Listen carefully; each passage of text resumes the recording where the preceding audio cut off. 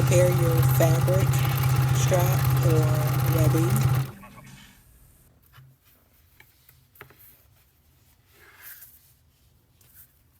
My fabric strap has finished edges, no raw seams.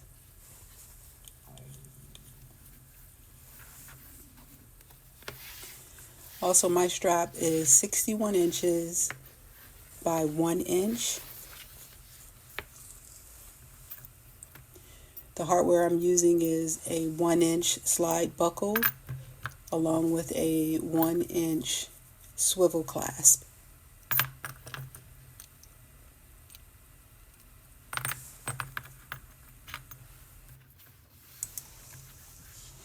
So the first thing we want to do is add the slide buckle to our strap, inserting it on one side of the bar and bringing it down through the other side.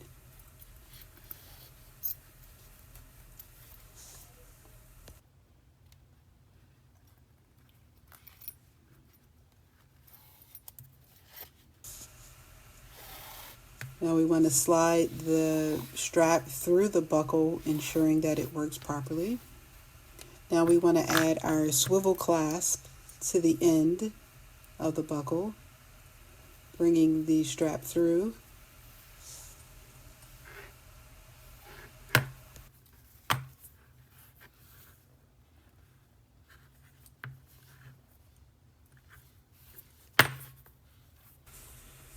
So we want to create space,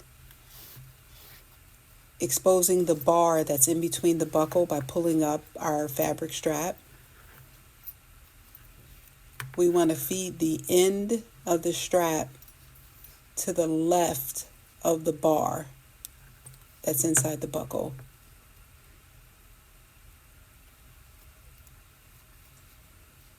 Once you feed the strap on the left side of the bar, you want to bring it down along the right side, the space that's to the right of the bar that's inside the buckle.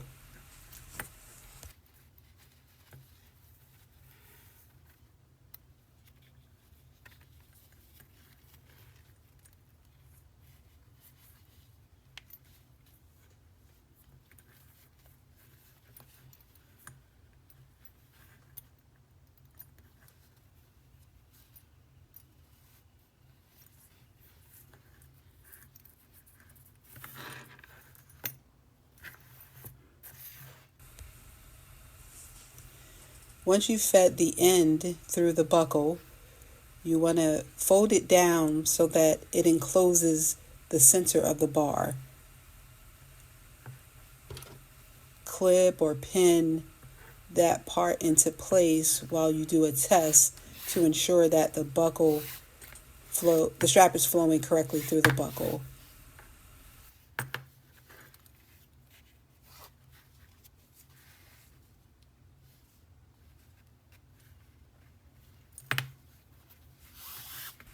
Now you want to sew the piece that you have clipped down to secure it in place.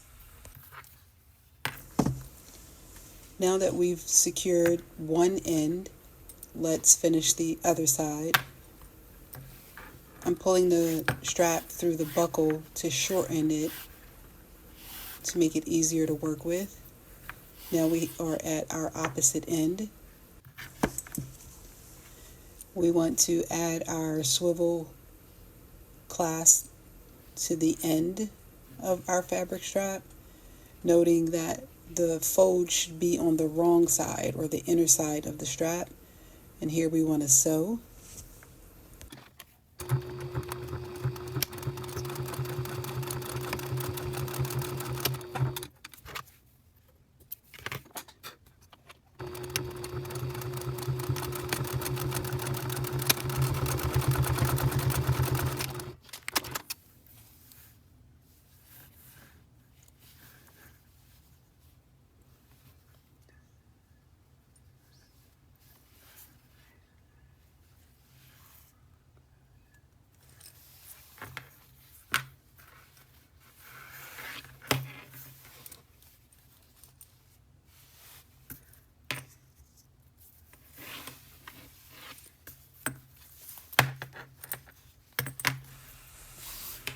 Here you want to ensure that the strap is adjusting freely from one end to the next, and then you're ready to install it into your project.